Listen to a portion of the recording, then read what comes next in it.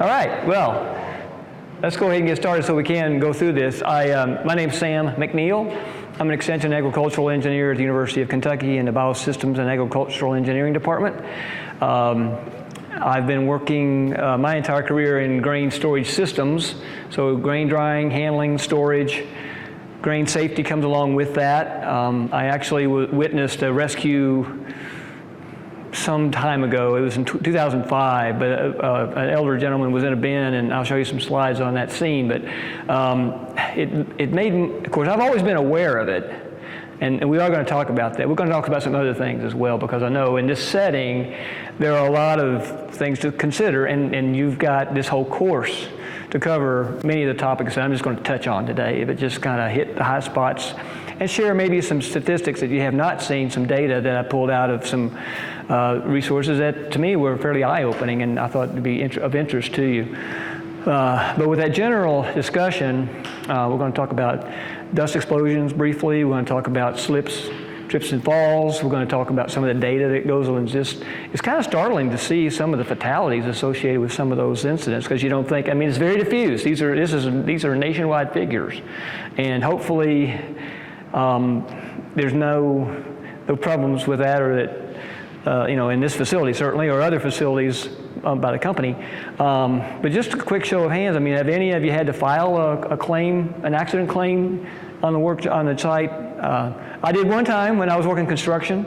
I still got the scar to prove to remind me of that incident. It was very minor.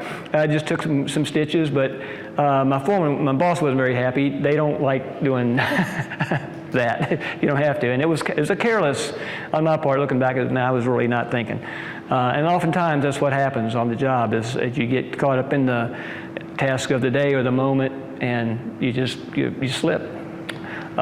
In this case, I just cut myself. But again, it was very minor. I was very lucky.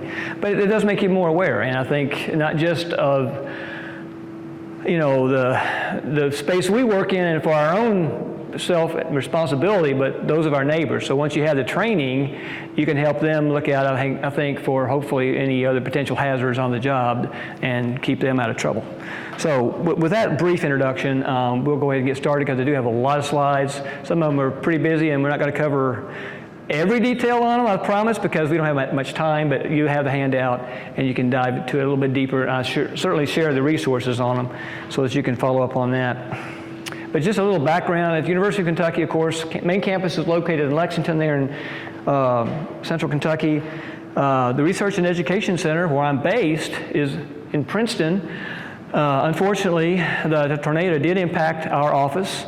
I'm not going to show you those slides right off the bat, because I don't want to start off on that foot, but at the end of the presentation I'll show you what we're dealing with. But before the tornado, we had a very nice office space to work in, and nice labs. We have the UK's research center there, houses about 7 different departments from the College of Agriculture. Just a little background. We do a lot of grain research work there on corn, soybean, and wheat varieties. So a lot of the varieties trials that we do there and across the state, I think, benefit the bourbon industry, or the distillery industry all across the state, really. Whatever spirits you're making, you got to start with the grain. So that's why we want to talk about it, I think, and why it's important. But I am going to cover things outside your industry, certainly. But my reason for that is because I guess if you have neighbors that are farmers, or you yourself might farm, to know some of the nuances and some of the good management practices for keeping grain in good condition as it comes. We call it post-harvest engineering. As it comes from the field, you dry it, you run it through some handling equipment, put it in a bin. You got to keep an eye on it. When it's in storage, be sure it doesn't go out of condition, because if it does, there can be big problems happen. The value of the grain certainly decreases. You're going to get docks at the elevator, or when you bring it in here, the load might be rejected. If it's got mold in it, certainly it's going to be rejected. So you just got to keep an eye on things. And that's mostly what I cover with my farm audiences, because that's generally the audience I work with. I don't work a lot with industry. We used to have a grain safety specialist, he was just a safety specialist in general. So he covered ag safety topics, ATVs, dealing with ATVs and youth, and grain safety as well as, and then he retired and he was replaced by the director of the Southeast Center for Agricultural Health and Safety, Dr. Wayne Sanderson, and he'll be on the program later this month. And great speaker, you'll enjoy listening to him, I know. So we're kind of caught in between, I guess is what I'm trying to say. On the grain side, he knows a lot about that, but he covers other topics as well. And he's going to kind of fill in some of the gaps where I'm going to skip over today. So stay tuned for his lecture. I'm going to give him a little plug there.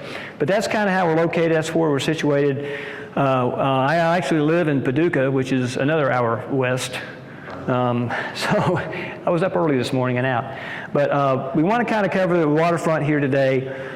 And I wanted to talk about dust explosions. It's, when the first thing you talk about grain elevators, everybody thinks, oh, that's a hazardous place to work. Well, it can be, but generally where you have an open space around the handling equipment like you do here, it's not a problem. But we will look at that just because there's a lot of discussion about it. And how that occurs and what it takes to make an explosion happen, and why I think it's probably a minimal problem and a concern here at this facility and others that I've been around. But there are other topics we want to cover listed here, and then one of them being particularly how you just lifting heavy objects, or sometimes light objects. I mean, if I lift, one time I threw my back out just lifting, trying to get a briefcase out of the back seat because I twisted it, and when I pulled it up, man, I had to be in bed for 2 days after that. So that was not fun, but it wasn't really serious. I mean, I healed up, thank goodness, but a little rehab and I was back good to go. So tripping hazards, that does exist, certainly in this facility. Slips and falls, when you have wet floor areas, you got to be careful around those. So any climbing, if any of you, I don't know if any of you are assigned to check the bins here, or anything that's off the ground, but you certainly have to be careful when you get up in a ladder and want to wear a proper protection. We'll go through that. I did not bring any climbing harnesses with me. I did last year, but those were in storage right now. So I know you're well aware, and you'll have, I think, a separate lecture on electrical safety and topics on that. So just again, as part of the discussion in the general topic area. And working in a confined space. I'll define what a confined space is and give you some examples of some problems that have occurred in those spaces and why they're a concern. And then the other thing we want to talk about certainly is a couple last points here. Suffocation potential in bulk grain. So if you pull below the surface of a bin and pull down into the grain, you're going to have a problem. And there's been a lot of exercises, a lot of training. A lot of our EMS teams around the state are trained are well trained at extracting people that are trapped inside a grain bin. Dale Dobbs is from the Kentucky Department of Agriculture, so it's the other KDA, right? Not Kentucky Distillers Association, but Kentucky Department of Ag, and he goes around and does mock demonstrations throughout the year. I know this past summer he was in Meade County and actually had Miss Kentucky, I think, on the program, just to kind of give a little hook to some of the audience, bring them in a little bit more. But then the other thing, a lot of the culmination of what these problems can lead to is lost time on the job and lost pay, or worst case, serious injury or even death in some of these cases. So we'll start out talking about dust explosions, what it takes. And it's in the handout. Most of the slides I'm using are in your handout. There's a few that I added. I guess you call them bonus slides, but there's not many of those. But you do certainly have this one in. These are the ingredients to make a dust explosion, okay? There's 5 factors. If any one of them is missing, you won't have a dust explosion, okay? But you need a fuel source, and with us, that's just grain dust, okay? In the case if you have that's why sanitation is so important. You want to remove that dust every day from those areas where you have dust accumulate on the shelves and in other areas, flat areas. Certainly you need oxygen. Any fire needs oxygen, and that's plentiful most environments, unless it's a tank where the oxygen has been consumed by biological activity, and we'll talk about that a little bit. That's where you begin in a confined space. But you have to have confinement. And again, I think that's why the problem in this facility is much reduced because you have good airflow around the areas where dust would be generated at the top of the bucket elevator out here, for example. Wind currents are going to take that dust away. You're not going to have any concentration there. You need a heat source, is another ingredient on an explosion. Oftentimes that comes from a worn bearing or a spark. Could be from an electrical box. I'll show you one example on a farm where that happened. But again, that's a key ingredient. And then you have to have dispersion. So a lot of times what will happen is you'll have an initial, with the grain dust elevator explosion, you'll have an initial explosion, and then that dislodges a lot of grain that's accumulated on ledges and around the facility, and then you'll have a massive secondary explosion. That's where most of the damage occurs. And that's what happened. I'll show you an example of that, one of the most notable ones in Wichita, Kansas area. But just to kind of share some data, we've had, if you look past this 2014 time frame, the data is similar. I'll share the last 2 years. But Purdue University does a good job of recording and publishing this data and some other data that I'll share from that group. But you can see in 1998 was, as you'd say, the peak year, and in 2008 we had over 18 grain explosions across the U.S. This is just U.S. data. It does not include, Canada has problems also. They have problems in other areas. And where you have a grain elevator with a confined headspace where the bucket elevator is housed, you're kind of setting yourself up for that. So they tend to ventilate those. And we've learned a lot since we've been studying this more, how to mitigate that. And so to that point, on this 20-year span, about the average is around 10 per year. Okay, but going forward, it's been reduced to 8 per year. So we're learning more. We're reducing those numbers, even though there's some years we have as little as 6, and others we have as many as 18 or more. But they've gone through the, I guess you'd call forensic studies to look to see what actually caused. Where did that spark? What was the source of that spark, or the ignition point? And there's been there's a laundry list there I shared with what can cause that, and something just to make you aware. It's more for operators and managers. We've installed a lot more heat sensors in our head pulley bearings, for example, to monitor those conditions. And if the temperature starts coming up, then you need to go in there and maybe lubricate it and diminish the problem. But this is an example, looking left to right, of just a failure of a structure on a farm in Indiana. I think this was 07 or so. So on the left, you see that the grain overhead tank there had a failure, and once it started to go, then it just went like a domino, or it went really quickly. And there's this, there's a YouTube video of this, and it just catches the frames on it. But as the bin's starting to fall, of course the grain is spilling out, and once it caught on the way down, that dust came in contact with an electrical box that was open. And that's where the ignition source was. You don't have so much confinement here, but in that particular microzone, it was such a concentration of dust that you had an explosion. And that's in the middle picture demonstrating that. But then after that, and fortunately no one was injured in this. They saw the bin, there was a red flag, obviously, right? So everybody starts backing out of there. And I remember at one point, there's one, you hear the guy yelling, get away, Grandpa! Nobody was hurt, thank goodness, like I say. But once they felt the heat from that, obviously, as far away as this camera was positioned. But then after that occurred, things settled down, and they were able to actually salvage some of that grain.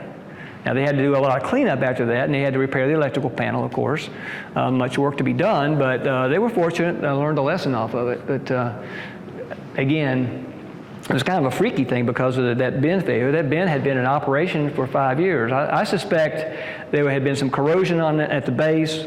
Going back to that one slide real quick, on the left side there is where you probably had some structural failure of that bin, and it caused a problem to start with.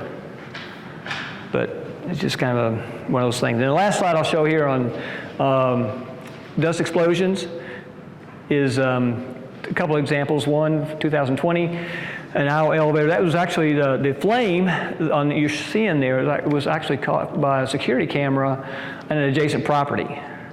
And in that case, it was amazing, but there was no injuries. Okay.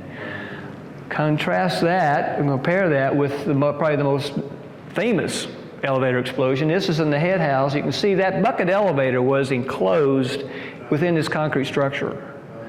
And once that, they had the initial explosion and the secondary explosion, but there were actually 7 folks that were killed in that accident and 10 folks that were injured. That was back in '98. At the time, it was one of the largest elevators in the world, about a half-mile span from end to end of those concrete silos that you see out west as you travel through that area. So, keeping my track on my time here. Now, on a lighter note, there are a lot of non-fatal injuries that are reported, and I wanted to pull out some that I found from Bureau of Labor Statistics for distilleries, because I thought they would be of interest. I mean, you hear a lot about mining, agriculture, construction being high-risk jobs, and they are. And we'll look at some other data for that. But if you dig down a little further down, they have a category for the beverage industry. And then they break it even further down to breweries, wineries, and distilleries. And I thought that would be of interest, but then, it's a fairly low number of cases. That's good news. And then again, that's just for the 1 year of 2019. But in other areas, there's a lot more reports of injuries and fatalities. And this is looking at fatalities from 1970 through 2013 on 5-year increments. Okay, not every year do they report this, but this is again from the National Safety Council. And these numbers represent how many fatalities they've had per 100,000 workers. Okay, for that time span. And you can see, fortunately, from 70 to 90, it's cut in half. So a 20-year span. And then 5 years later, it's cut in half again. So we're learning. And we're getting smarter and working smarter. And that's a good thing. But I think a lot of it, to me, is just awareness. Some of the hazards that are out there. And again, to kind of look out for yourself and your colleagues. But and here again, back to the point of construction, it being probably the number one most dangerous occupation, and it covers a wide range. And that's happened to be I was in that, I guess you'd say, in that area working on that construction job when I had my accident. But on the left is the number of injuries, and then on the right is the fatal number of fatalities. Agriculture is interesting, lower number of injuries, but percentage-wise, and the largest number, or percentage of number of fatalities. Part of that's because there's not as many folks working on the farms as there are in the other industries, but it is high risk, okay? And, we want to talk a little bit about, sorry about that. Turn that off. Talk a little bit deeper on that and how some of these fatalities occur on the farm and associated with grain storage in particular. Again, back to some of the Bureau of Labor Statistics, they have broken this down by state, and you can see that for the most part, these are number of fatals for the 1 year, 2015. And then if it's a blue state, then it had fewer incidents than the previous year.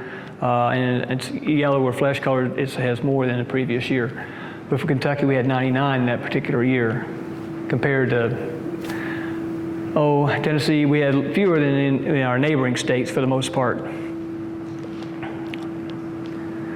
But then, if you look at that for 2019, I guess you'd say similar data, again, fewer numbers in our neighboring states. Particularly 2018, 83, and 2019, 78 fatalities in Kentucky. One thing I want to point out here, just real quickly, is if you look at slips, trips, and falls, how and it's not going to show up on your handout because it's you need a color to highlight for that, but I'll highlight it here. Those three areas, so carpenters, first line responders, and construction laborers are the most at risk for fatalities with slips, trips, and falls. There have been some on the farms as well. I know one incident where they were working in a tall bin. There were two workers and they were taking a lunch break. So they were climbing up out of the bin. One of them gets to the top and looks back, and his buddy had fallen off the ladder. It was 80 feet off the ground at that point, and he perished in that incident. Working there in that bin, I don't know conditions necessarily, but it's pretty taxing, and you can get tired. And the trouble with the bin ladders on the inside is that you don't have those rest areas like you do on the outside ladders. I'll show you those as we go through, but that was the one I noticed most notably. We want to talk quite a bit about grain dust. That can be more of a health hazard really than a fatal hazard, certainly. But on the picture on the left there, I took on some work. I was in some travels in Nigeria, but in that country and other areas in the U.S., they bring ingredients in bags, and when you cut those bags open, you're just immediately exposed to the dust when you move in that grain or those products. They didn't have the ability to even have access to respirators or dust protection. That was one thing we were kind of bringing them up to speed on in our training. But then on the right is actually a rescue operation up in Illinois. We can see some of the workers actually have respirators, some don't. Because it's somewhat a personal choice, but I always recommend that you wear a respirator and protect your lungs in that grain dust.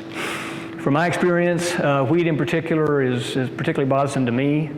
And I've been exposed. I used to work in a rock quarry. We didn't have dust protection back in those days, in my college days. I guess you'd say we took a lot of risks, but I think it's taken its toll on me. To one point, I've been able to run and be pretty active, been fortunate to be able to do that.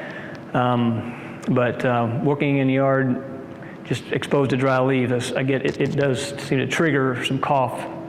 And I don't know if I have some longer-term lung damage from that. I don't know, but never been diagnosed for that. But I'm just to say that it's subtle, can sneak up on you. Working in a rock quarry was much like what you see in this picture.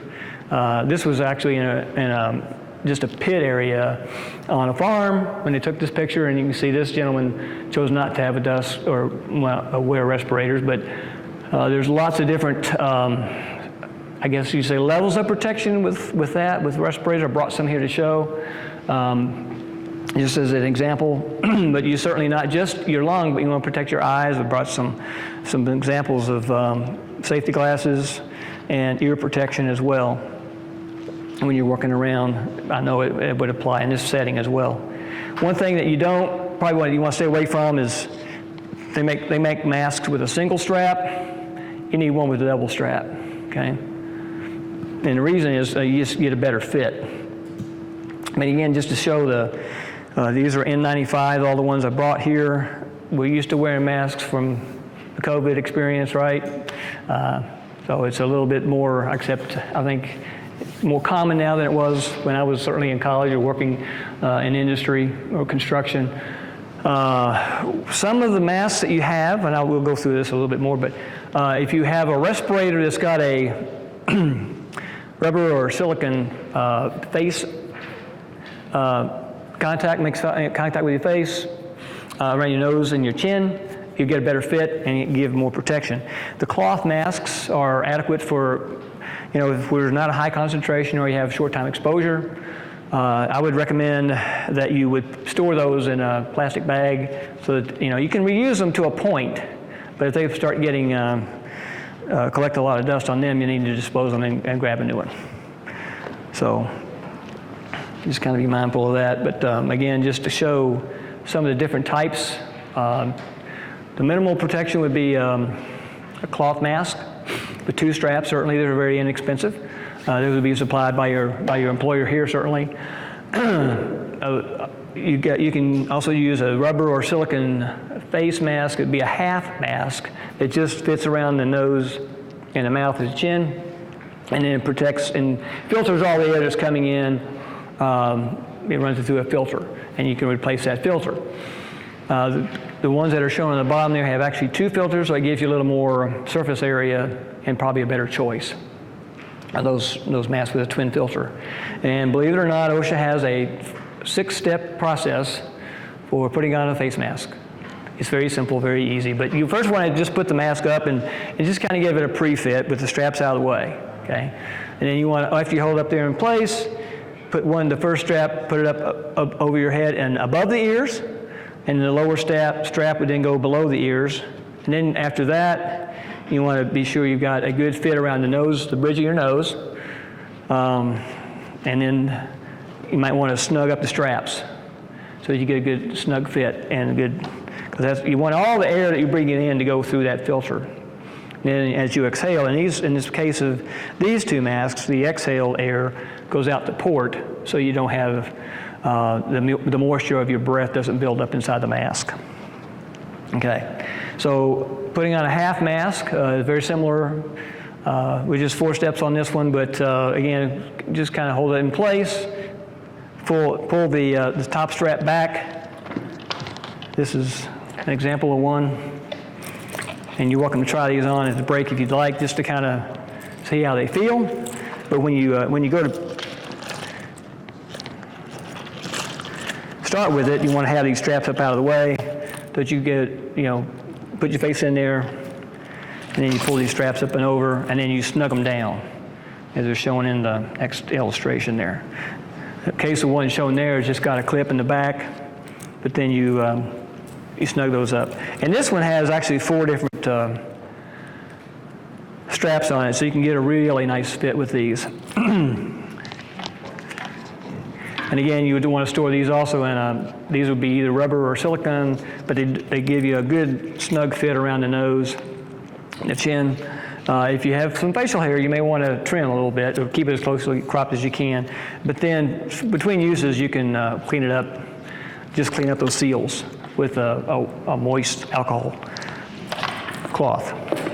Clean that up. And again, store them in plastic. Okay, this is actually a mask for just the face mask itself. You wouldn't have the nozzle, you would have a filter here. Yeah, I didn't bring the other one, but what I'm showing here is actually for more, it's for a confined space where you'd have plenty of oxygen, but you would need protection from gas. And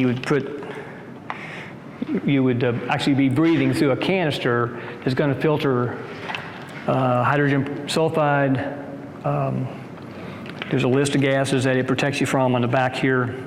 So phosphine, chlorine dioxide, hydrogen sulfide, and sulfur dioxide. It gives you protection for all those gases. And there's different filters for different gases. But again, you can use the same mask with different filters. So it gives you a lot of flexibility.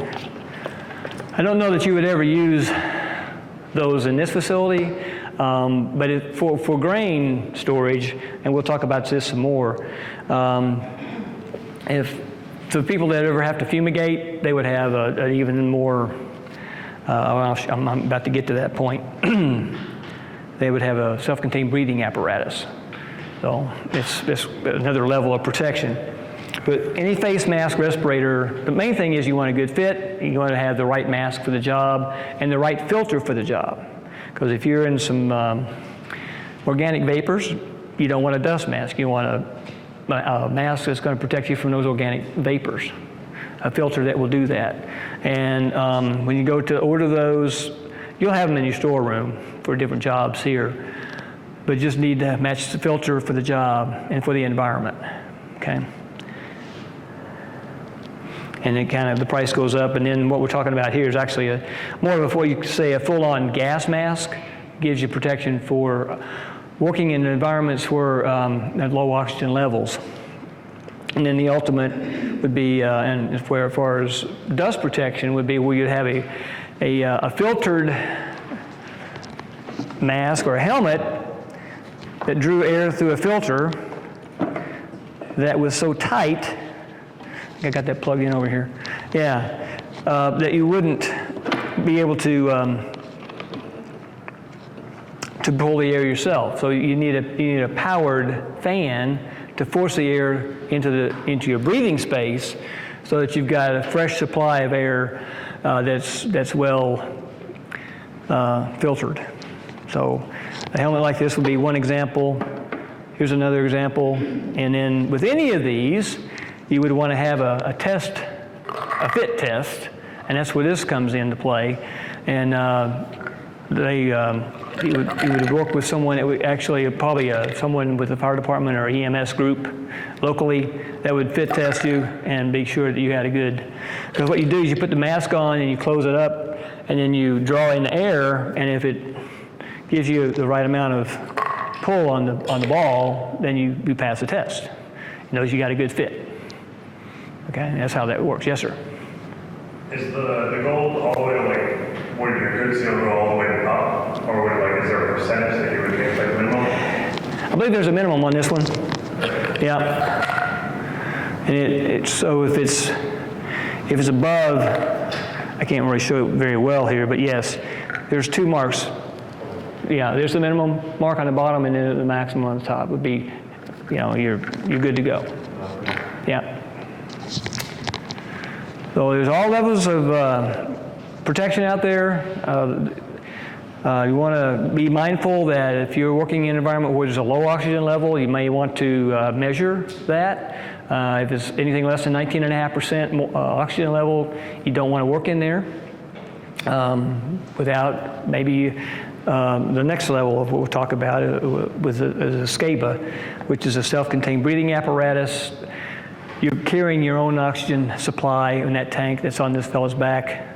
That I stopped short of bringing that this year, Glenna, but I brought it. It's just one we have is just for demonstration. Most fire departments would have one of these if you want to try one on, but they're expensive, and they would be only needed where you have if you're going to be in a grain bin where they've had a phosphine or a fumigation, and you don't have the oxygen levels depleted. There may be phosphine gas, which would be poisonous, so you need your own oxygen supply in that space. The gas detector I showed earlier would monitor that and give you guidance on if this apparatus was needed, if you needed a SCABA or not. Okay.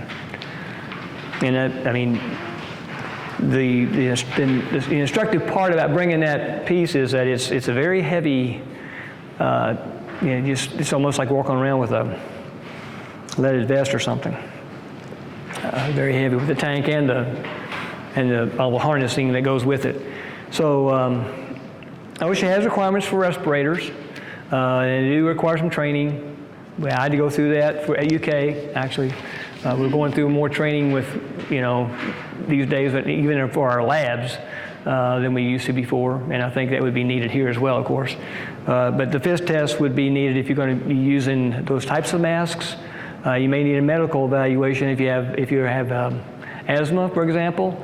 Those folks, I have a colleague that has asthma, and his requirements are different than mine for dust protection. And then always, if you have a chemical application, warning signs will be placed around as per regulations, and those are always on the label. But you want to pay attention to that, of course, and whether or not you can enter the area safely. So there's been some research that's done a lot of it up in Canada to look at the effects of grain dust on human health. They've shown that actually some respirators can, just regular use of a respirator, a dust mask, if you prefer to call them that, but can actually improve your lung capacity of smokers, non-smokers, and asthmatics. So it's a win-win to use the respirators around any dusty environment. It's a take-home message with that. There've also been some research on controlling dust, the generation of dust. As you're moving grain on a conveyor belt and you want to spray a little oil on it, for example, you can suppress the dust generation with that application. Okay, And again, just one supplier, there are others, but Gimpler's is one we use as one to just kind of price it. And this is mostly for the farming audiences that I work with, but just to educate them on some of the what they would need to look at it to invest in different levels of protection on the farm. So we want to talk next about confined spaces, and we'll define that as any place that's small enough to where you can get into it, like a manhole cover size entry level area, but it's not an area that you'd want to work in. It's not an office. You're not going to go in that space and work routinely. It's you can work in that space. It's large enough to work in once you get into the space, but so it's just not all that comfortable. So some examples would be, I know some that you have here: fermentation tanks, grain bins, liquid storage tanks. Maybe a dump pit itself could be considered a confined space. And I'm sure that the beam or wherever you're stationed would have a protocol for, you have to fill out a form before you go into a space like that. So they want to know, what's needed, what task needs to be performed in that space, and the dates, and the operators, and the time that you come out, and all of that be closely recorded. So there's an example I'm going to share, just kind of the dangers involved with confined spaces, in addition to grain storage facilities like we were talking about. But there was an incident where on a dairy farm, they had a problem with a pump. It was down in a whey tank, and it's just a milk product. So the tank, they had gotten it emptied, but he was going to go down and see about fixing the pump, I believe was why he entered it in the first place. Well, they were thoughtful enough to work with a partner, so as a colleague or a coworker that he climbed actually on an adjacent storage bin to watch the activity, and that's always recommended. Okay.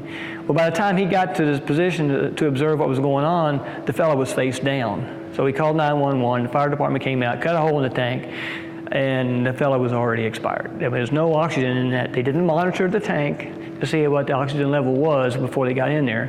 They may not have known to do that. They may have been in there before. I don't know the whole story, but the sad part of it was that the fellow died in that tank, and it could have been avoided. There's been other incidences I've known where someone went into a manure tank, and they were overcome with gases.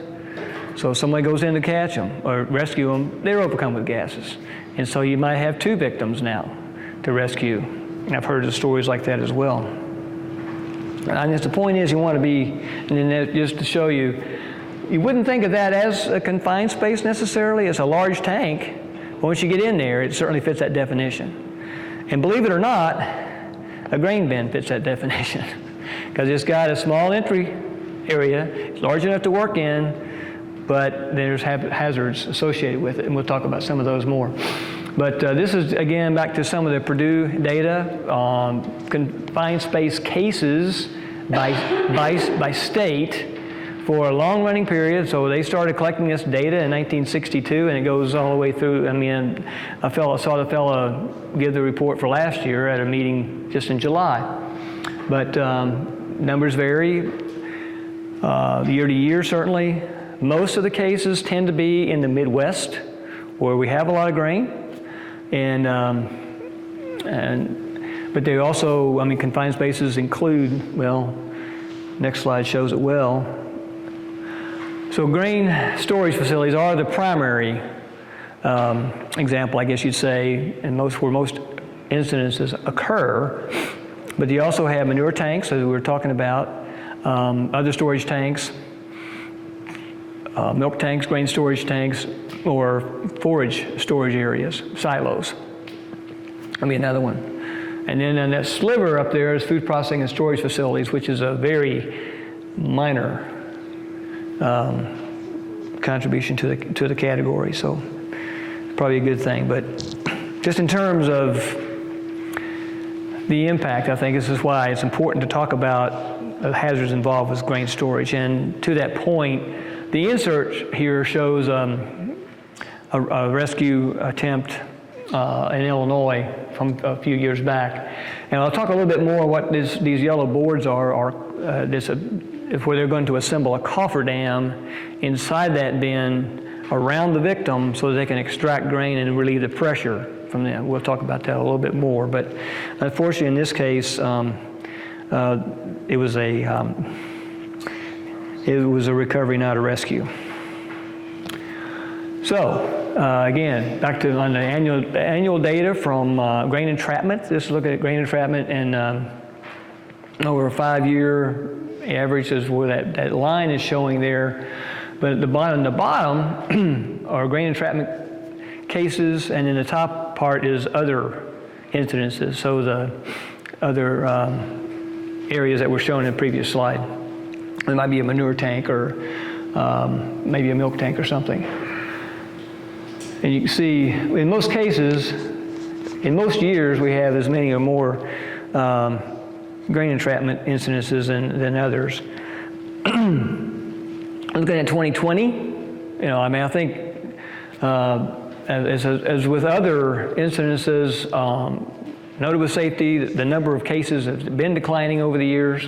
A large part of that, I think, is because of the awareness. We've tried to raise awareness, certainly train our EMS teams and fire department crews on extraction procedures and how to do it safely and quickly.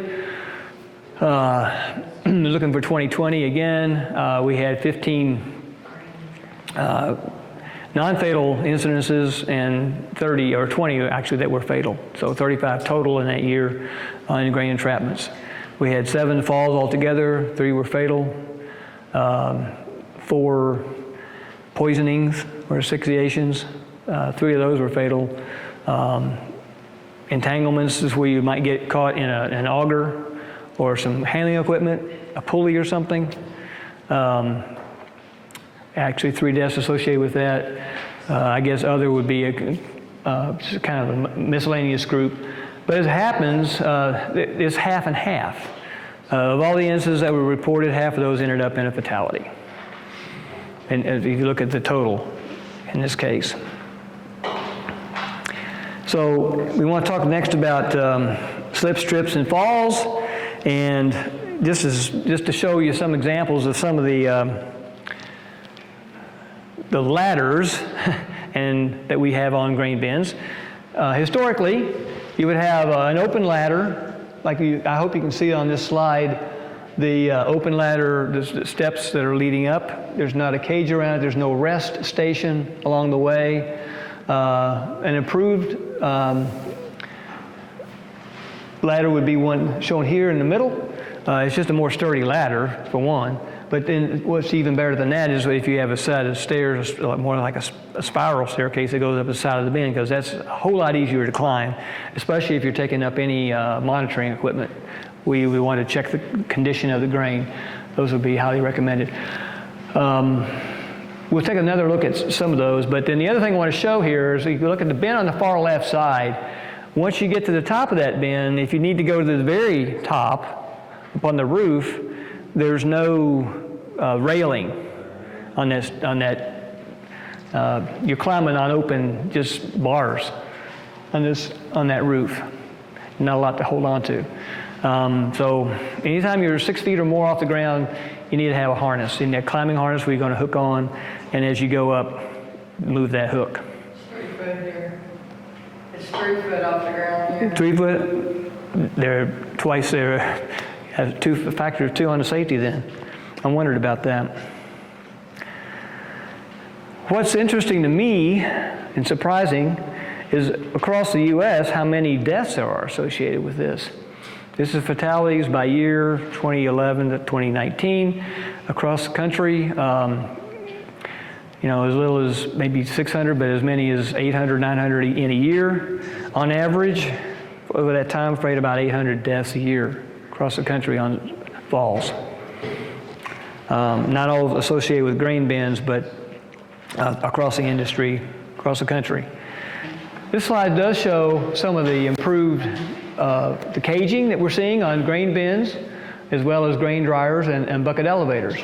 I don't know if you can see this. This is actually a rest station, so it's about 20 feet off the ground. You step over, you got a place to rest. You're not on the ladder. You got a platform you can stand on.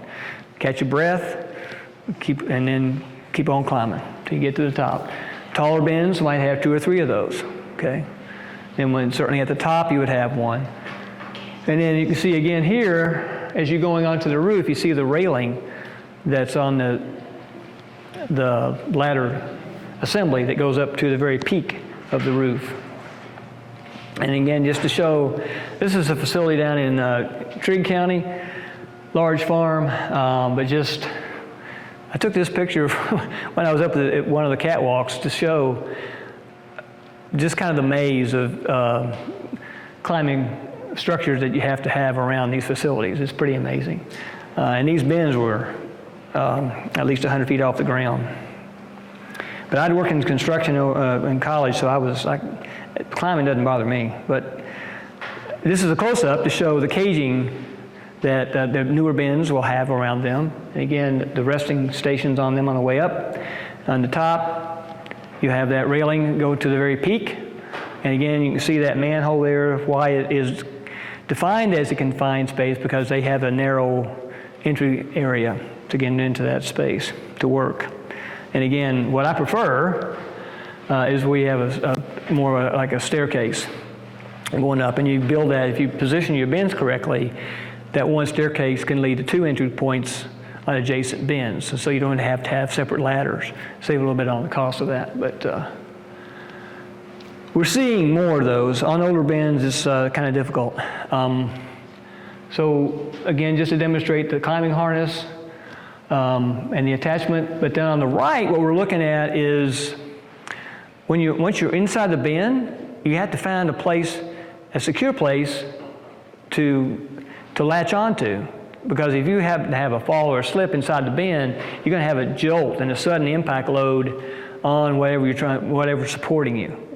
And so you're going to have a climbing harness, and it's going to be supported behind you in the back with a hook. But then what it leads to, they've done a lot of engineering to build solid reinforcement inside the bin. Okay, so newer bins have designed for a solid place for you to hook your lifeline to. Okay, if you don't have that, then you can use a pipe and a configuration to more or less compensate for it. We'll talk a little bit more about that, but just again looking, this is at Ohio State University's facility up in London, Ohio. You can see again, this is more than 6 feet off the ground. By law, you should have a climbing harness up just to work on that platform. Okay, and then you can see on the bin on the left, you can see that the caging that goes on that ladder and the rest area above at the top. So again, this is the list. Yes, sir. You have a question? Quick question. Yep. About the confined space. Is it all boiled down to the entry size? Does it make a difference if there's an entry point and an exit point, or whether there's only one way in, one way out? No, sir. No, if you have more than one entry point, it's what we would call a kind of restricted entry area. Again, and I'll use a manhole cover type of comparison because some of those are so small that, so in my house, I've got a crawl space. I can get under it, but a lot of guys that come around to work in the house can't get under it. So, but I'm only asking because on our grain pit at work, they just recently made it a confined space, but there's a sump pump down there. Yeah. And so the operators have to go down there almost on a daily basis. Probably. And so we Yeah. have to fill out confined space Yeah. forms and everything. And there's an entryway and there's another exit, and it's completely bigger because it's just grading there. Mm-hmm. So we're going to keep going back. Yeah, I can see why you'd want to ask about that. I would think by definition it would be considered a confined space. I think from their side, they're going to probably err on the side of caution. Just what it comes down to. And I get that. We live in a litigious world. Do you not go down in that space unless you're like fixing the pump? Is that really? There's a little, like a probe on that pump, and it'll get grain dust on it. So it'll Plug. make it think that it's flooding down there, even though there's no water, and it'll shut everything off. 'cause Oh, man. they're locked. So the operator will have to go down there and clean that probe, so he let the pit. Can you, is there anything, could you put a cover over, like a filter or a screen that, They tried, okay. but, I'm trying to think of an engineering solution for that. oh, there's one that does there, so. How far down into the pit is it? You can't reach it with a, We've tried, like, we've connected it to a piece of PVC. Yeah. With a rag, trying to have it. and that doesn't get it? Well enough. It may clear it for a few minutes, but then it kicks back. Yeah, you just don't have enough leverage. If I had to guess, 8 to 10 foot. So, I mean, it's, yeah, more than you can just reach down in there. And For the last 50 years, it hadn't been confined space, but the last 3 months it has been. yeah, I see what you're saying. It's kind of a thing. Yeah, I see what, And I was always under the impression that it was one way in, one way out, to kind of make it a confined space. So I was real confused with it. well, okay, I may be, But you can come out. Yeah. Saying a different. yeah, I mean, thinking back to the definition I gave, you would be right. Yeah, you would have only one way in and out. And that's the way it is in a grain bin. Now, unless the bin is empty, and then you've got a full-size door. Not quite that big, but much bigger than just a manhole up in the top. And you've got an in and out. But then, that, I mean, from that side, it's still considered a confined space because that second access would be covered with grain normally when the bin's full. But anyway, yeah, I'd say, yeah, I can see both sides on that one. But, so this is just a list I'll share with you quickly because we're kind of getting on, I think, in time. But I got this from the Natural Resources Institute on just kind of a list of items you would need to, as a minimal list for safety equipment on. This is mostly for farmers again. But then there are several resources. One I mentioned earlier on the Southeast Center for Ag Health and Injury Prevention that Dr. Sanderson's group, they are in our department now. They used to be in the College of Allied Health. They've moved to the College of Agriculture. And they are in the Biosystems and Agricultural Engineering Department, he and his crew. And he will be talking with you about other safety issues, I know, later on in the month.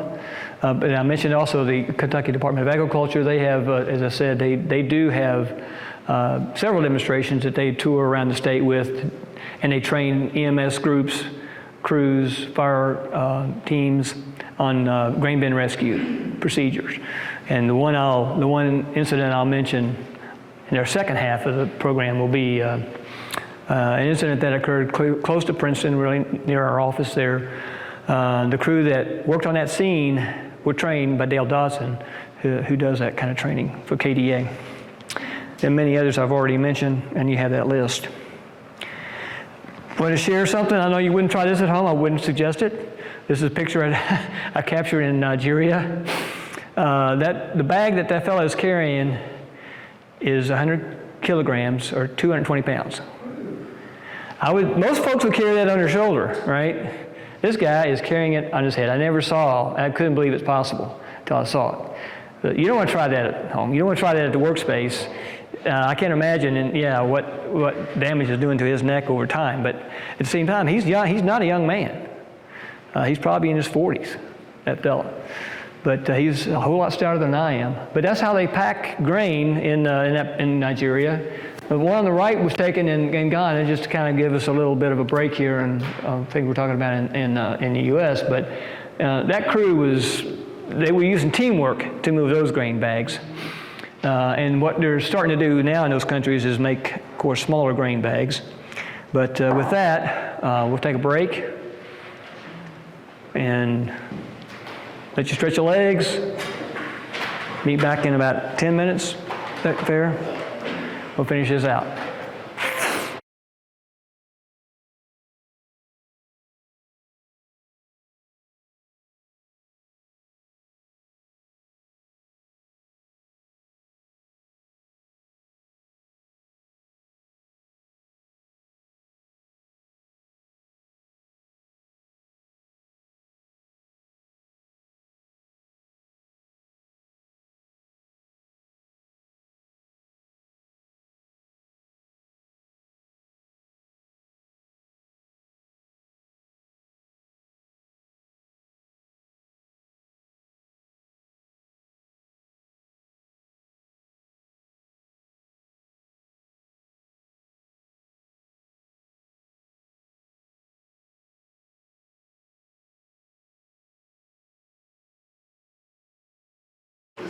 Okay, well, you're all back, and we want to get started. We want to get you out of here on time. And this next segment, there's more slides, but I'm going to go through them very fast because the more, again, they address grain quality issues more so than safety issues. It leads to back to the confined space piece, and we're going to do a demonstration of how grain flows out of a grain bin and why that can be a problem, and why people have been trapped inside grain bins, as just the nature of the way that grain flows. But I want to give you an overview of what my message to farmers on trying to bring quality grain to Beam and Maker's Mark and other distilleries and other markets. We have a lot of feed mills. We have a wheat mill in Hopkinsville that makes food grade products. If you've ever tried Christie's baking mix, muffins and cakes and that kind of thing, that's Kentucky wheat, a lot of that. And it's milled there in Hopkinsville, and they pipe it. They don't even truck it. They pipe it to Continental Mills, which they make the flour and box it, and then it goes out to the stores. So that's if you ever get down that way, it's kind of an interesting tour. And then right across the way there, across the parking lot, you'll see an ethanol plant where they make fuel-grade ethanol out of corn. So really great, some really big bins down there, but in Hopkinsville area. But so the farmers that bring the grain to those facilities and bring it here needs to be in good condition, certainly. And my message to farmers is how they do that job well and manage it well. The farmers do a great job of producing the crop, and for the most part, they do a pretty good job managing it after it's been harvested. But we still have a lot of waste. I've seen a lot of waste, and there's some things that happen in a bin that they don't really think about, but you need to monitor it. Okay, because if you stay ahead of a problem before it gets out of control, then you're going to minimize the discounts that will be levied when you go to sell the grain. So I'm going to talk about grain storage 101, the most important factors that influence grain storage or stored grain, any type of grain, is the moisture content of that grain as it goes into storage, the temperature that you keep it during storage, we talk about that, the initial condition coming in. Obviously, you're not going to improve the quality of the grain during storage. The best you can hope for is to maintain it. And so if it's not good coming in, you probably find the market for a secondary market, a livestock feed yard or someplace where they can utilize grain of less quality than what a distiller would require, or a food grade operation. We have Azteca. I work with farmers that sell white corn to Azteca Milling down in Evansville, Hopkinsville area, and Henderson area. So that's a different, but it still is the same message to control the quality of the grain during storage. There is a storage system that's called a hermetic, but it limits the oxygen, the amount of oxygen in the space that being consumed by the insects and microbes that are in the bag. But if you have a well-sealed bag, we can limit the amount of oxygen that's in there, and then you'll control that biological activity during storage in that case. So we don't use that a lot in this country, but it's used widely in other countries. But so I'm a member of the American Society of Agricultural and Biological Engineers, and our professional group has established a chart that shows the allowable storage time for corn based on its temperature and moisture content. So you're looking at here at harvest time right now, grain coming in at 26% moisture on this far left column. You got about 3 days to get that dried before it starts to lose a half percent of dry matter loss. That's the threshold for this chart. Okay, so you got to act quickly. And our recommendation is that you dry it, coming in anything above 18%, it's dried to 16% within 24 hours to get ahead of any microbiological activity that might occur. And because those mold spores are everywhere. And they're going to come in on you, and if you have the right environment, they're going to flourish and start compromising the condition of the grain. Can you define what that dry matter is?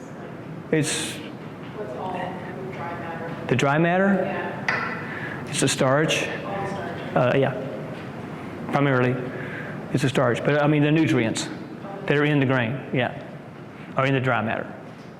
And so there's two components, you know, there's moisture, you have water in the grain, you have dry matter, okay?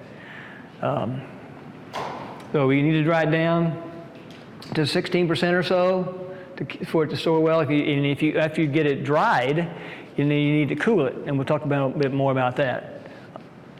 And you can see, just kind of looking across those columns from right to left, or vice versa, but a 10-degree drop in temperature doubles the storage life of grain. Okay, this is for corn. And this is for corn that's in good condition, that's been cleaned. I mean, because it's a lab, this model or this table was generated from actually just measuring the CO2 gas that was produced when it was in these conditions. Okay, and by that you can take it to the dry matter, which is a carbohydrate formula. Anyway, that's well established. And that's kind of gives us a baseline for, yes, sir, you had a question. Some of your larger producers, do they have climate control on their silos? They do not. And the only reason I ask is sometimes they tell us that it's stored for months. Well, you can store it long if you cool it down and dry it and cool it. You can store it for a long time. So it just has to be like set up almost beforehand before it's actually decided? They will, what comes from the field, Right. they'll run through a dryer, and then it goes into the bin. Right. And then after it goes into the bin, during the fall of the year, you got and we'll talk about that, you've got an opportunity to cool it down about 10 degrees every month. Mother Nature gives us those conditions. So that's how they do it. And the time frame is adequate because, you know, once you get it down to below 16% and cool to 40 degrees, you can store it for years. As long as things stay stable and you don't have any leaks in the bin or, you know, any moisture that kind of finds its way in there through a leak, a crack in the roof vent, and that's why you got to monitor it, because any moisture buildup anywhere in that bin is going to create a problem. So yeah, going in, dry it down, cool it in the fall, and then hold things steady, and it should be stable. Okay, that's the idea. So if they don't do that, and we have say some moisture finds its way in the bin, we have some biological activity and insect activity, or which usually is followed by mold activity, or sometimes vice versa, from any moisture that accumulates anywhere in that grain bin. Then we can start to have some problems, and some dry matter loss will start being consumed. If a farmer shows up at a typical elevator with any insects in there, he'll at least get a dock. He may get rejected. I don't know what the insect tolerance is here. I know I have a very low tolerance for mycotoxins. Generally across the trade, it's 20 parts per billion. But in the alcohol industry, it's not such a worry because the aflatoxin stays with the solids. So it's generally sold as a distiller's dry grain in the fuel industry anyway. Yeah. So the aflatoxin does not go into the liquid, it stays with the solids component. Okay. So, and it concentrates. So I thought we monitored that because we are selling it as a DDG. yes, well that's a different thing. That's a different thing. Yeah, that's a genetic thing. The DDGs. Because we'll reject it if it's got the aflatoxin. Well, that's fine. That's fine. Yeah. Because it will concentrate, because you think about, if you bring in grain at 20 parts per billion is a threshold for most markets out in the state. And the grain elevators, they're going to buy it, they're going to blend it, and they're going to sell it to a poultry operation down in Georgia or Alabama. They can tolerate that. 20 parts per billion that's a different game than what the food and beverage industry. They have a much higher standard. So I mean, I'm talking a little bit two sides here, but I understand, yeah, the low tolerance and the need for that. But at least in biologically, how it works is that you take 3 pounds of corn, you can make 1 pound of ethanol, you have 1 pound of DDGs, and you have a pound of CO2. That's in the fuel and ethanol trade, at least. That may be a little different in the beverage industry, but I would think it would be fairly close to the same. And because the concentration, because the aflatoxin stays with the solids, that third now is amplified or magnified in the solids. So you bring it in at 10, it's going to be 30 in the DDGs. Okay? Because it's a mass basis. Anyway, I get off track there. But point is, if it's not taken care of, you're going to get some discounts. And the discounts can outweigh the cost to monitor it. So we'll take a look at that. But I've got to start moving pretty quick here, but insects like it warm. If you cool it down this time of year, we have opportunity to get the cool down to 60 degrees and lower, and that's going to stop their activity. And you control insect activity that way pretty easily with any stored grain. Then moles also like the warm temperature, but they really like a warm and moist environment. So if we can minimize the amount of moisture in the spaces inside the bin, we can control mold activity. We control moisture and humidity in the void space by controlling the moisture of the grain. Okay, and that relationship, what we call an equilibrium moisture condition, because if you leave grain at any of the conditions that we show here, say at 60 degrees Fahrenheit and at 80% humidity, it will not dry below 17% moisture. Okay, so if you've got it in a bin without any heat, and that's the best, the air is going to stay humid, you have a wet, cool fall, chances are you won't get that dried down below 16, 17%. It'll store much better at 13. Most markets like it at 15.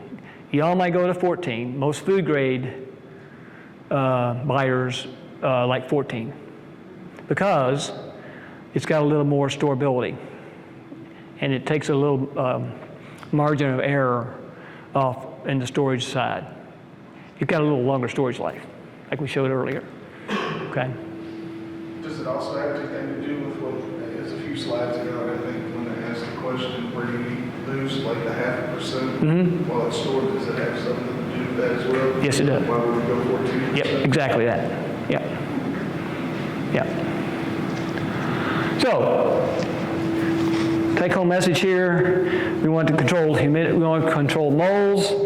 The previous slide showed that if it's 70% humidity in that void space or lower, you will control mold activity. So we use 65% as kind of the guideline.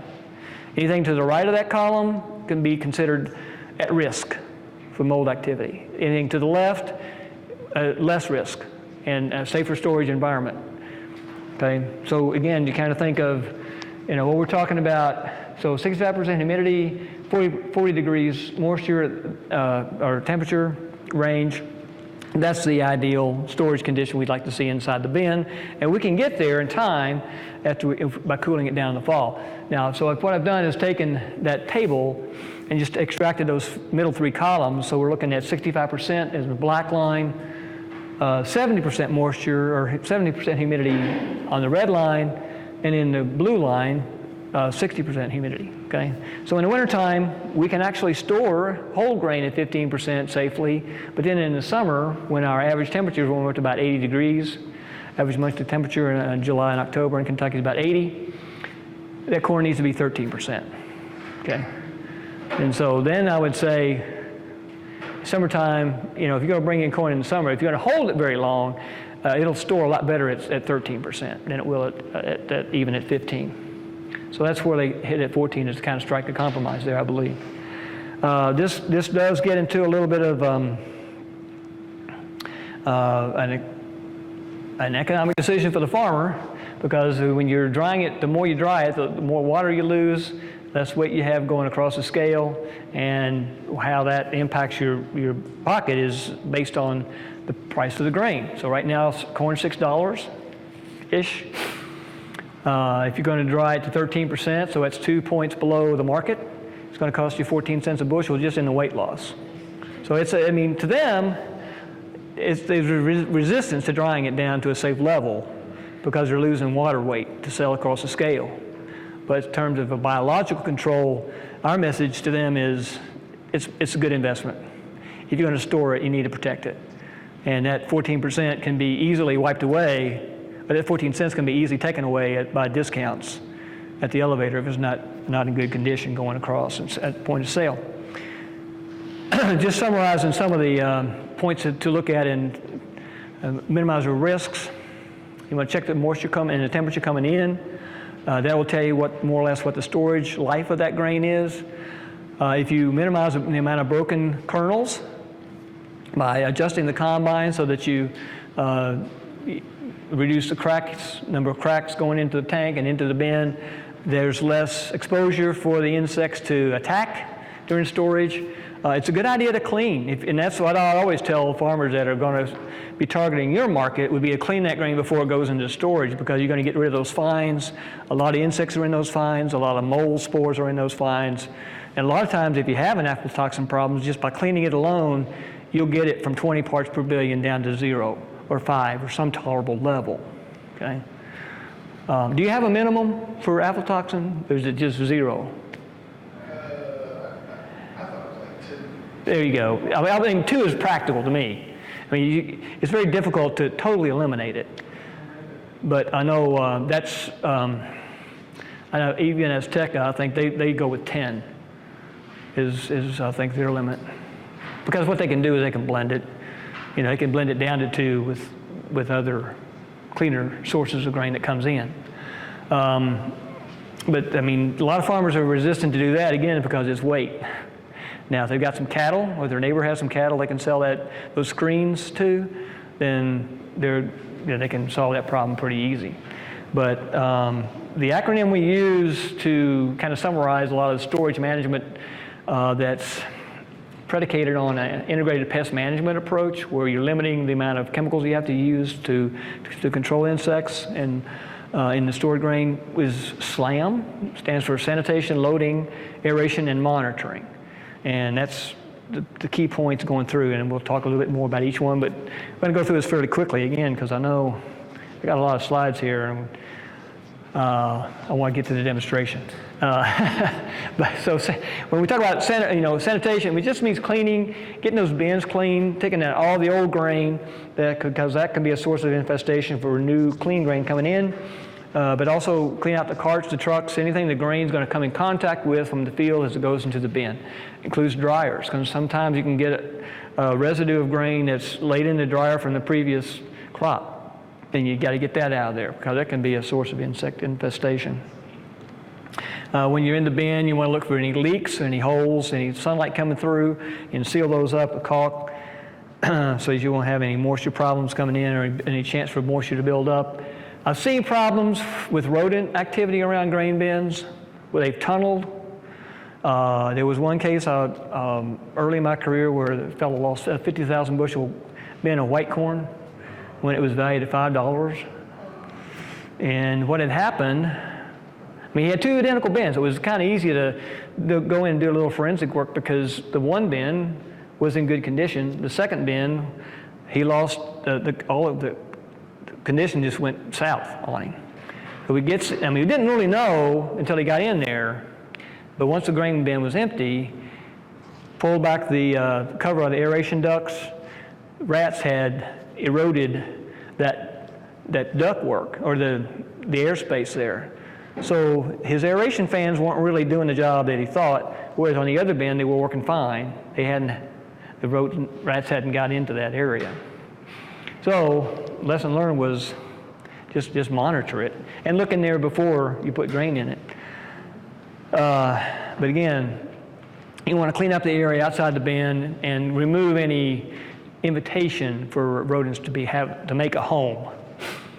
You want to clean up the weeds, and if you have any other minor point is if you have any breaks in the seal between the transition and the bin itself, you want to seal that up, because you're getting the fan's not working as efficiently as it could. You're not getting all the air through the grain. It's leaking on you on the bin. So on the outside, you want to pay a little attention to some details there, and just in terms of housekeeping, as well as keeping the covers in place.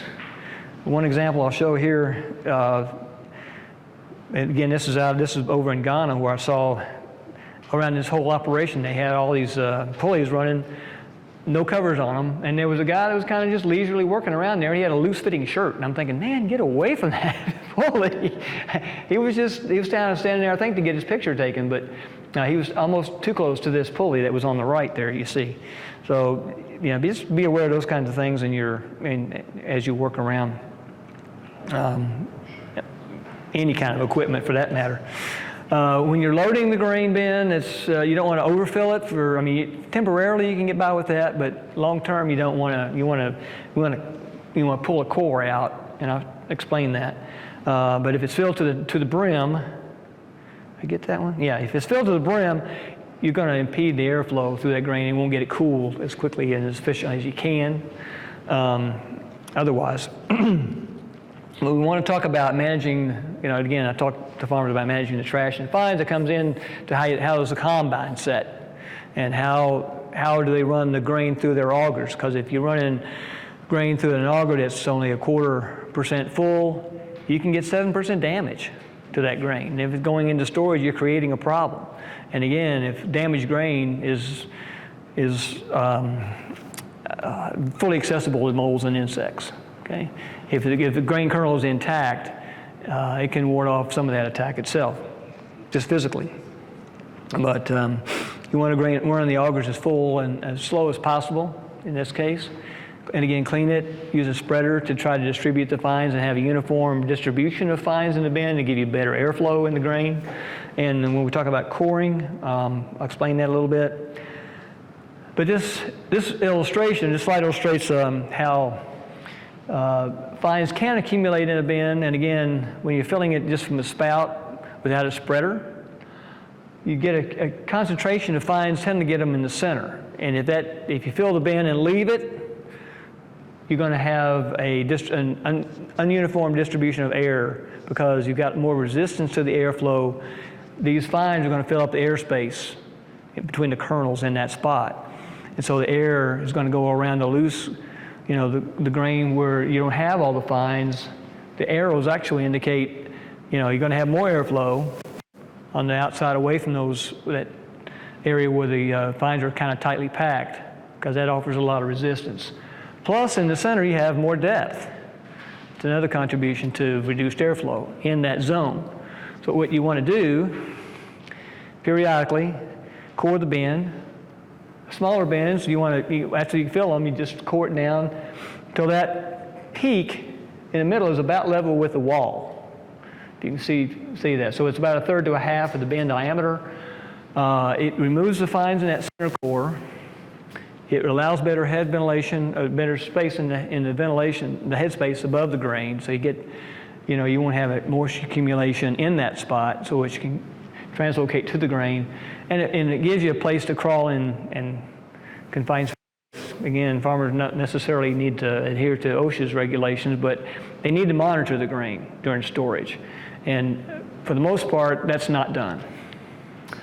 It's a lot of trouble to climb the ladders. It's a lot of work. We've been preaching this message for years. We still lose a lot of grain to spoilage. So there's some tools to get around that. We'll talk about that.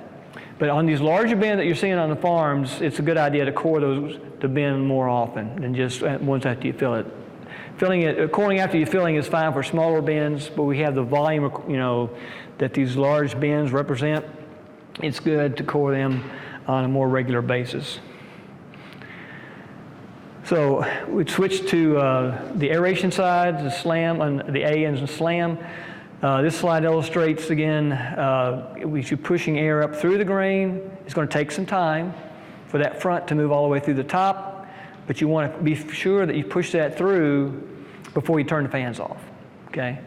And the rule of thumb on the amount of hours depends on the size of the fan, the size of the bin, but if you have, and there's a really great website in University of Minnesota that you can put in the size of the bin, the type of grain, The specs on the fan that you have are just select from the library of fans that they have on the database, and it'll tell you how much airflow you have at 3-foot increments, okay? So the range of recommended airflow is 1/10 to 1 CFM per bushel. That's cubic feet per minute of airflow per bushel of grain in the bin. 1/10 is the minimum, 1 is the max generally. But if you divide 15 by that number, CFM per bushel, it'll tell you about how many hours you need to run that fan, okay? And again, this is kind of a rule of thumb that's very handy to use on the farm side. So if you have that minimum size fan, say you have a 3 horsepower fan, we'll take a look at some examples here, what it would take for a 50,000 bushel bin. It's going to take 150 hours of fan operation to push that front all the way through the top. Just be aware of that as you're operating those fans. So this graph shows, the black line shows the average monthly temperature for Kentucky. This is across the state. But in general, you can see that by January, February, December, it cools down on the average about 35 degrees, okay? And in the summertime, the extreme is about 80 degrees. Well, that's kind of our temperature limits back to those equilibrium charts where you want to look at the recommended storage conditions.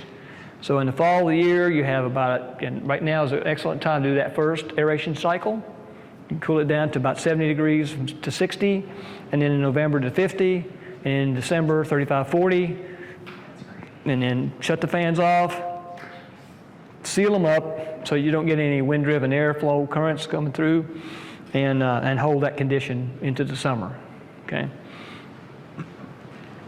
You can monitor that with temperature cables. We'll talk about that in a little bit. But just looking in terms of the cost of operating different aeration systems, looking at the minimum airflow rate of, say, a 3-horse fan on a 50,000 bushel bin, 3 aeration cycles take 450 total hours of fan operation. It's only going to cost you $135 in electricity to do that, okay? And the same for the mid-size fan if you got to go with a 1/4 CFM per bushel. At a 1/2 CFM per bushel, it's going to take you, let's say, a 30-horse fan, to get that done in 90 hours total, and it's going to take $270 of electricity. But again, you're looking at the bottom line there in the far right column.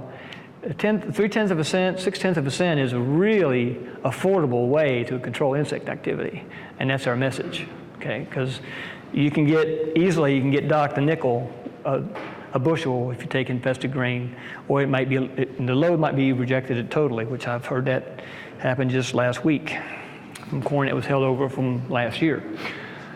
So we want to talk a little bit about temperature cables because it's a good method, a good system for monitoring the conditions inside the grain bin in areas where you can't really run a probe because grain pack's pretty tight. If you try to run a probe down in much past 6 feet, it's going to be difficult to get very deep at all. But these temperature cables go all the way to the bottom. They're about, the sensors are 3 to 5 feet apart, depending on the company, and you'll have 3 or 4 of those cables distributed through the grain bin. It gives you an idea of where that front is as you're pushing air or cooling air through, and you'll see the temperature changes. You can watch that happen.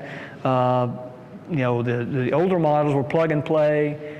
The newer models, obviously, you can connect to a cell phone and you can track it if you were at the beach in Florida, or if you were back home, get away from the hurricane, I guess. But yeah, you could. Makes it very easy to track conditions. Now, I like the temperature cables. We need more of them out there, especially if you're going to be targeting food grade corn or the beverage industry. I highly recommend them to farmers. They are expensive, but again, if you weigh that cost against what the discounts are, I think you can pretty quickly pay for them.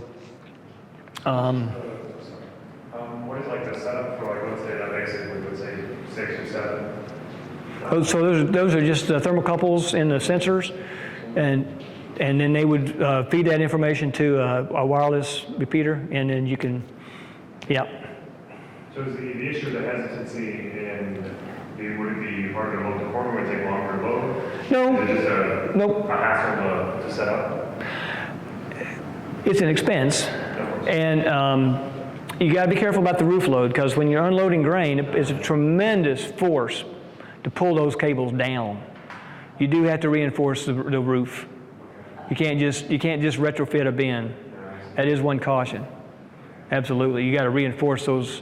What they do generally is they'll, instead of just one rib on the roof panel, they'll put a pipe up there to share that load across 3 ribs to distribute it and get by with that way. Yeah. With some engineering, you can get around, but then, yeah. So, temperature cables are good. If the hotspot develops away from that sensor, it may take a long time for that heat to transfer to the sensor, okay? That's the downside of temperature cables. I think there's a better way, and we'll talk about that. But temperature cables are way better than nothing. They're way better than not having any way to monitor what's going on inside the bin, because they can do it remotely, and they can do it in areas where you can't get a probe going the wrong way there. Similarly, for insect activity, they make a probe. You see on the right hand, that clear plastic tube is actually just a pit trap. It's just a cylinder with holes drilled in the perimeter of it. And it's got a cup that screws into the base of that probe. And I've used these before in monitoring insect activity in wheat. But you put these in, you got to anchor them off, certainly, to keep track of them, but they're just sitting inside the surface is why we've used them. You can put them below the surface as well, but you got to know where they are. So you got to run a rope out to tie them off somewhere. But monitor that once a week, and you pull those probes out and see what you have in the trap. You take those to the lab, identify the insects, because not everything that shows up is actually after the grain. They might be after what's the trash, okay? And it's hard. If most grain buyers see any insects in there, they're gonna either discount you or send you back to the farm. But you really need to know what kind of insect that is, at least from the farmer side, to make a case. You can also use a probe, a traditional probe. Take a grain sample and then run it through a sieve and see what insects there are. Or you could use an animated system, an automated system rather, that is wired to that probe. It actually has a little electronic beam at the bottom, so anything that falls through is counted. Okay, and it'll count how many hits you get, and it'll feed that signal to a handheld display, or again a remote, like the temperature cables. And I saw this demonstrated in 2006 actually at a organic grain storage conference up in Purdue. But it works quite well, and it was developed actually, the heart of it was developed the USDA entomologists some years ago. So the other thing I want to talk about, there's lots of different companies out there now that sell different monitoring devices, temperature cables, insect monitoring, or CO2 monitoring, which I think is where the future's headed, because it'll indicate spoilage before a temperature cable might pick it up, okay? And it was first tested, that idea was first tested at Purdue, and now there are some monitors that you can use either inside the bin or inside the space itself, or you can, where they used, I think probably initially, was on these large grain piles where they pull air down through the pile, and so the air exhausts, and you can easily monitor the condition of the air coming off that fan. If the CO2 level starts going up, you know you got a problem in the pile, okay? I wouldn't suggest any farmer that's going to bring grain to you folks would store it in a pile anyway. This is more for what we call feed grade corn, but same principle applies. You could monitor the CO2 levels in a grain bin. You got to go in the bin to do that. Although they're making some devices that you can do that remotely as well. And one of those is called Amber Ag, and it's shown in the bottom, or the top right here. It's about a thumb-sized sensor that's encased in plastic. It has a temperature sensor, a humidity sensor, and now a CO2 sensor on it. And it's designed to be disposable, more or less, and large enough where as you transfer a grain out of the bin and run it through a screen, it'll capture and recover those sensors. You don't have to worry about them being coming into the facility. They'll take them off before it brings the truck into the scale. But anyway, there are other devices for measuring temperature and humidity, but I think where my money is for a high-grade, food-grade, beverage-grade market would be the CO2 monitoring. That's where I put my money. So for just in terms of kind of costs and how things compare again, we can see that temperature cables alone, fairly affordable. I mean, really, if you price it out for how long they last and how much they can protect, it's a very, I think, wise investment. Or 1/2 cent to 1.50 per bushel. Fan controllers, where they're monitoring the temperature of the environment, they're measuring outside temperature and humidity conditions, and they're switching the fans on and off accordingly to target the moisture content, the set point that you would desire in the bin itself or the type of grain you're holding. Those would run 3/10 cents, 1.50 cents, and then aeration systems can be 10. They're more expensive, but there's a lot of guesswork taken out of that, where they're actually monitoring the environmental conditions themselves. So with this slide, I'm going to transition because you won't go into any grain bin without seeing these warning signs, okay? And reason for that is going to be demonstrated next, and then we'll close this out.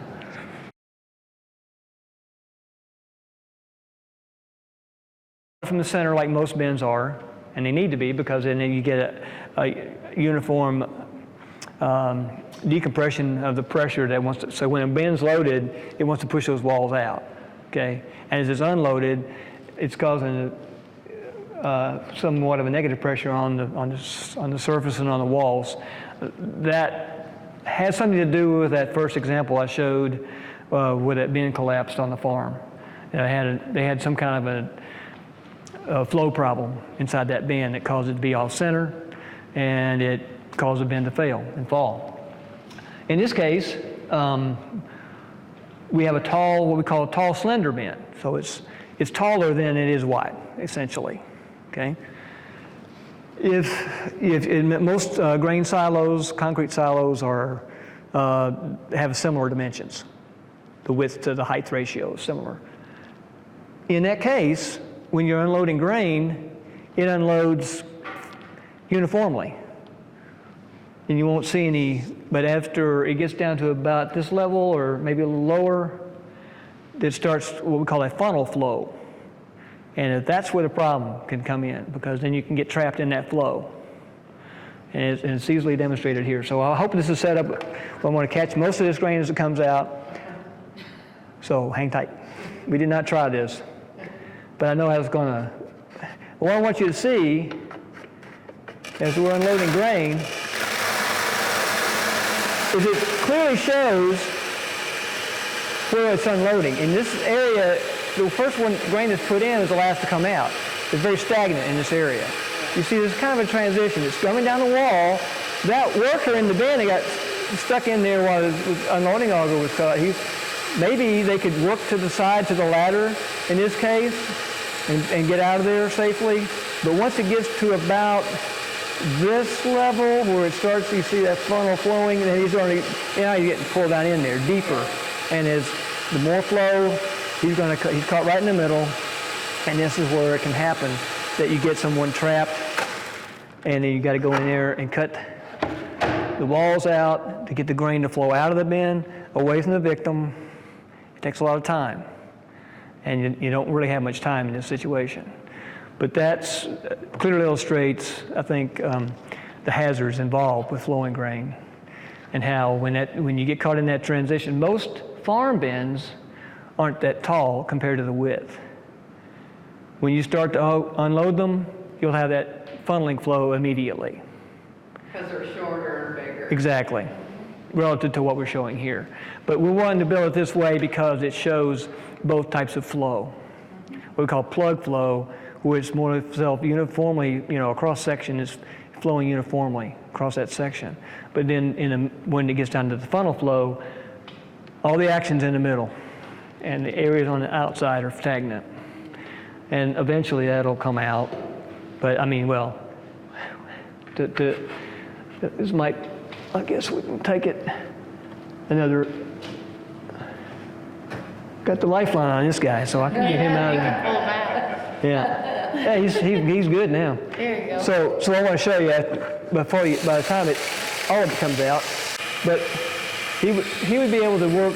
A lot of times, what has happened is the worker that was caught in this situation could walk around the perimeter to stay out of harm's way. That has happened before as well. But when all the grain is unloaded by gravity, you still have a fair amount of grain in the bin, and you got to go in and clean that out. And that's what we talk about, as part of the sanitation piece of SLAM, is you want to get rid of the old grain and get it out of there before you put any new crop in there. So that demonstrates the flow and somewhat the need to clean the bins between crops and between seasons. Okay, we'll get that later. All right, if we have any questions about how that works? Because there have been cases where they actually realized there was someone in there after they started the flow, and they stopped the flow, so everything kind of stabilized, but then the victim was caught chest deep. You can't pull somebody that's that deep in the grain, you can't pull them out without harming them, because there's so much force involved, you will literally damage their spine, because the forces on their legs wants to keep them down in that grain. And you have to be very careful how you extract any victim that would be, or any person that was caught in that situation. And that's where the cofferdams come into play. Because if you could stop, and build a little barrier around the victim, and then extract the grain out of that space, then you relieve the pressure, and then they can oftentimes pull themselves out, or you could help them out if they have a harness on. So that's why all those pieces kind of come into play, and why they're important to make the system safer, make it a safer place to work. Okay? So I think with that we can go back to the slides. But we've demonstrated how it flows and how you can get caught in that funnel. Some of the physics involved here, typical size auger would be a 10-inch diameter auger. It would move around 4,000 bushel an hour.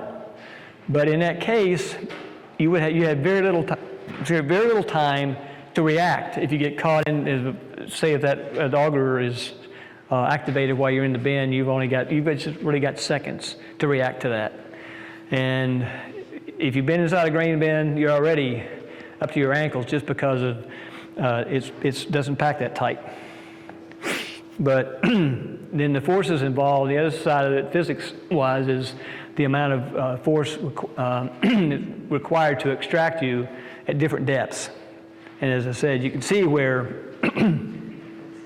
it gets to be very, very dangerous to try to do that without any kind of restriction or a cofferdam. One of the fairly common situations that can occur is someone working in a grain bin and they're not aware that there's been some grain offloaded. So there's actually a cavity, but now the other piece of this scenario is that you had some spoiled grain that actually forms a bridge on the top. It may be visible, it may not. Okay? If you've had, say you didn't run that aeration front all the way through, you had some moisture condensation below the surface, that could lead to a bridging problem. And It's very common. But so if you're walking out across that, you think it's solid, but then there's a cavity below there, you need to know, that's why you need to know the history of the bend before you go into it. But if that breaks, you can fall down in, and then if the auger's running, you get pulled down into the flow. But this is the most recent incidents in Kentucky. There was a situation in Mayfield. It's actually west of the lakes, not far from Paducah. But a fellow was in there cleaning grain off that had crusted along the wall.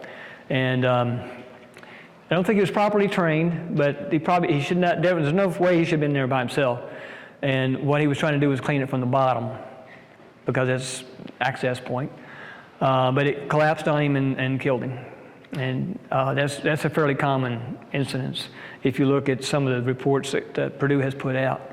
That was the only incident I know of, fatal incident I know of in Kentucky for the last several years. But there's, you got to really exercise caution in that situation. So nowadays, obviously, if you're going to work in a bend, you need to wear a climbing harness. You need to be able to have a tie-off point for the restraining mechanism on that. How we used to do it is gone. We don't do it that way, showing on the right here. You see these fellows up there without a harness, but they were preparing the grain bin for fumigation in that case. This was back early in my career, mid-'80s, when they were doing that demonstration. And again, we did things different then. But the incident I wanted to share with you that was from near my office was actually involved. It was a good story to tell, an easy story to tell, because the fellow survived the incident. He wasn't really injured much at all. I mean, he had to go to the hospital to get checked out, but that evening he was having dinner with his family. He was back home safe and sound. But he was in the bin to take some grain to the elevator. He didn't come back to the house as soon as they expected, so they went to look for him, and he had gotten trapped in the bin, and they called 911. And when you do that on the farm area, you get all manner of EMS, you get fire department. I took this picture before the helicopter showed up, just in case, because they weren't sure. But as it happened, they were able to take him out on a backboard and take him to the hospital. And as I said, he got checked out and was home. Actually, pretty soon after, he wasn't gone all that long. But I kind of snuck around in the background and taking pictures to stay out of the way, for one thing. But as I said earlier, the crew that was on this assignment, most of the fire crew that they're around Princeton, they were well trained. It took them quite a while because of the way they approached it. I mean, what they did was you can see they cut equally spaced holes around the base of the bin. So you get two on one side, and they were doing that at the same time. They probably made them a little neater than you had to. You can do this with just a V, and then you peel that back, and you can start extracting and removing grain more quickly than, making a full-size cut the way they did, because they wore out the bits. They had to replace those, and so it took time. But you can see the grain that came out was in really good condition. I mean, it wasn't spoiled at all. But as we go to tell the story here and finish it up, again, they cut another large hole in the bin and brought him out on a backboard on that piece of plywood that you see on the right, okay? And after the proverbial dust had settled a little bit, I moved around and took a picture inside the bin to see what the problem was. And they had a big chunk of spoiled grain in the middle of that bin that he didn't see the full size of that when he looked in there. He knew there was a problem with the flow. He was trying to break it up. He thought it was a small chunk of grain. But that had been in there for probably months. This was in April when I took these pictures, or March or April. March, I think, maybe. So maybe the grain had been there 6 months. But so three take-home lessons on this was that if they'd had some temperature cables, they might have detected a problem and gotten ahead of it before it became this big, for one thing. Because, you don't get that kind of spoilage with temperatures staying low. And insect and mold activity generates a lot of heat, and that's why the temperature cables are effective. But in this case, it was gone unnoticed. They did not have cofferdams on this case. That probably could have sped the process and saved them a lot of work, because he was fully visible. He was not, up to his chin even in the grain bin. But they couldn't pull him out without getting the pressure off of him, and that was the way they did it. So we got a better method of doing it now, and like I said, if we have some cofferdams, there's demonstrations of that are fairly widely done. Not sure how Dale does it nowadays. A lot of times they'll be in a grain truck where people can see them more easily than inside a grain bin. And you can see in this case, that grain is actually fairly low to start with. But those take time to assemble also. And so if the victim is below the surface, you don't really have a lot of time. And then the other thing is, you got to take these sections up to the roof. It takes some time, but it's can be an effective way again to get the job done more quickly.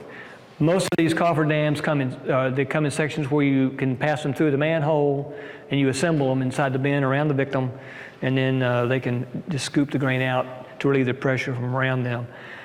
There are some plans to build these yourself out of plywood or steel or metal of some type, and then you can buy these kits or commercial units. And then, as I said, a lot of the fire departments actually have these on hand nowadays as well, because they've gotten some grants to distribute those and have them more readily available. The other piece I want to share real quick is that we want to be sure to have a lifeline attached to that harness. And again, in an older bin that doesn't have the structural integrity to have a tie-off point, in that insert there, you can see with just a pipe and a bolt, a heavy bolt, eye bolt, that would go through the wall and then be attached to a pipe where you distribute that load. You can have a secure anchorage point to where it wouldn't do any damage to the bin itself. If you try to tie that off just to a ladder rung, that's not heavy enough. You would probably rip that out. Back to some of the Purdue data. This is looking at the last 9 years or so on reported grain entrapments. It varies a little bit, but there's more than there needs to be. 23 or more, many as 38 on a moving average is shown on that line. And as I said, I saw a report for the 21 data. It was actually the same as 2016, so the average stayed the same, about 30 incidents on a 5-year average. So again, by state, they've got the same data. Total cases since 62 of 1298. This is a subset of the data I showed earlier, just to pull out the grain entrapments alone, which I said that's a large part of them. So take-home messages from folks that would be in the situation or need to monitor the grain would be to certainly use a lockout, tag-out device so that the unloading equipment cannot be energized when you're in the bin. You definitely need a climbing harness. You want a respirator for sure. You need someone outside the bin, stationed on top, looking inside to see what's going on and monitor the activity, and then call for help if it's needed. Workers that are inside need to avoid the center if possible. A lot of times they'll use a probe or a long pipe to break up any of those chunks. I think it is a good idea to have a cofferdam on site and of course a fully charged cell phone, because nothing worse than needing a cell phone and not being accessible. So there's just an illustration of a lockout tag-out kit that they would have here for sure. So just to kind of sum up here a little bit, these are some of the universities that have active, what I call post-harvest engineering programs that our counterparts around the Midwest, Iowa State, North Dakota State, Kansas, Purdue, Tennessee, Arkansas, and there are some others. Ohio State also has one as well. Some of the professional organizations associated with in this area, the stored grade management in general, the American Society of Agricultural and Biological Engineers, They put out several journals to report the research that's done in this realm, this area. The Midwest Plan Service, we just recently revised that handbook. It's really handy for farmers and elevator managers. Talk about some of the management techniques we covered today. And then there's some other organizations there. But just to kind of wrap up, I'll show you again the station where I work. That was December 10th, and that's December the 11th. And you can see my office was in there was no one was in that, well, we did have some people in the building. They sought that shelter because we have a tornado shelter in there. This came in to about 10 o'clock at night. Fortunately, the people in the building survived that. They weren't even injured. They were in an area where the roof was just lifted off and literally blown across the road about 100 yards. Anyway, we're recovering. We lost, I don't know if you can see, so the other slide in the background there on the top, you can see some of the storage buildings we had.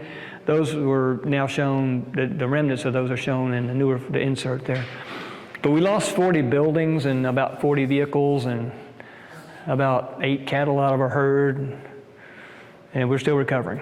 So, again, even in Princeton area itself, I had colleagues that lost homes entirely, 7 colleagues that lived in that area, but no one was killed, and that was a blessing.